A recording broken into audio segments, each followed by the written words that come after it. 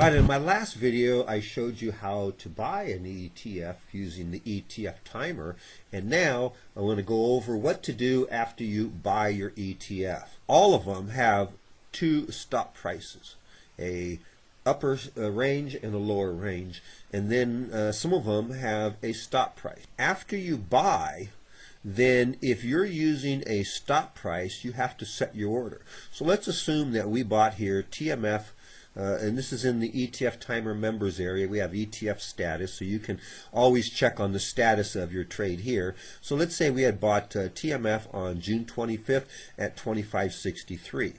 Now this one had a stop price of 23.32. So after you buy, you want to set your order to sell a stop order to sell at 23.32. Now this price never changes, so you can just set it and forget it. Very, very simple, okay? This video is about what to do after you made your buy. So we set our stop price if we're using it, and now we need to monitor our other two sell prices.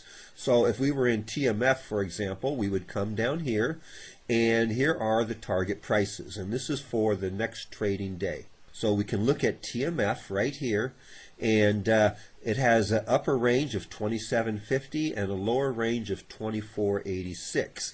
And if we look right here, you can see the last close was 26.96.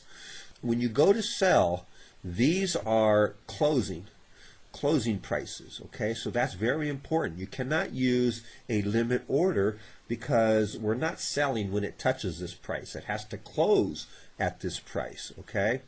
So if it closes below 24.86, this ETF's in trouble. You want to sell and get out. If it closes above 27.50, it's had a great run. You want to close, get your profits, and get out. Makes sense? Since you can't set a timer, a limit order on this, we need to monitor these ETFs near the close. And so that's very important that you can be able to do this during a trading day. Hopefully your job doesn't mess you up. But what we've done over here and what the software has done is kind of made it a little bit easy for you. And it determines the current price. Is it closer to the above target or is it closer to the below target? And then it will tell you how much more it has to go to hit that. So if you were at work, you could check your smartphone or whatever. So for example, in TNF, it says that we're closer to the upper target price, and so if it's going to hit that, we need to look for a 2% rise. So if I look at my ETF on the next trading day and it's only up 0.5%, I know it's not going to trigger, so there's really nothing I need to do. But if I see that it's up over 2%, then I need to look at near the close, and if it's over 27.50 near the close, I'm going to sell this and go to cash. So does that make sense? So we tell you what to look for here, but this is just giving you an idea of what you should be looking for. So with our ETF TMF, we're closer to the above, it's telling us to look for 2%. So if I was to see TMF rise or drop more than 2%, then I'll come over near the close and see how close it is to one of these and if it's going to trigger, and then I will manually go and trigger it.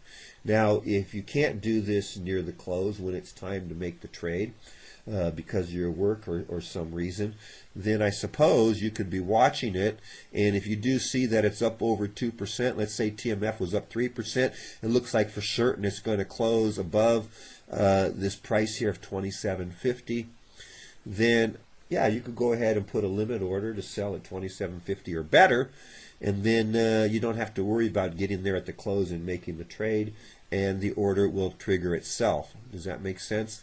But there is a downside to that. It could go to 27.50, trigger your order, you get out, and then drop below that. Let's say it goes to 27.40, and then the system is still in. So while you got out, the system is still in. And now let's say the next day it jumps 10%. Now the system sells. It made 10% more than you. So yeah, that is the downside and the risk you're going to take. But give it a shot, see how well it works. You can match it up with the returns later. And if you're getting close to the same, then go for it. Let's see. So anyway, that's all you really need to do when you're in here, is just to pay attention and look for this. And every day you can come and check in. This is going to change. But let's say if I was in TNA and I have to look for an 8% drop and TNA only goes down 2% tomorrow, then I don't need to log in. I know it didn't trigger. I know it needs to go another 6%. So once I start seeing it go a little bit closer, let's say it's dropped 5 or 6% instead of 8, then I'll come in here and take a look at what these new prices are and where we might be.